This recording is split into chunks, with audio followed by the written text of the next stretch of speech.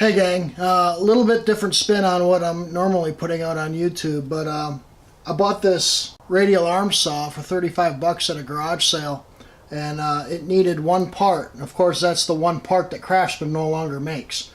So I had to make this centerpiece right here. This piece allows for easy change out of this and your fence.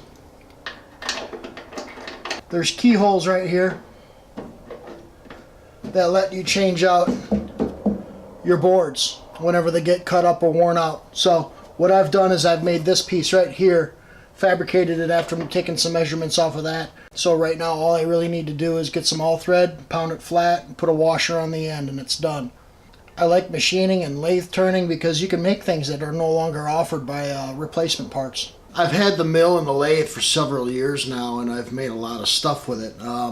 The advantage of having your own mill and lathe is you can make your own tooling. I made this die holder for cutting threads in 2 different sizes. I made this one here recently. They're fun little projects to make, and you actually save a little bit of money in doing this.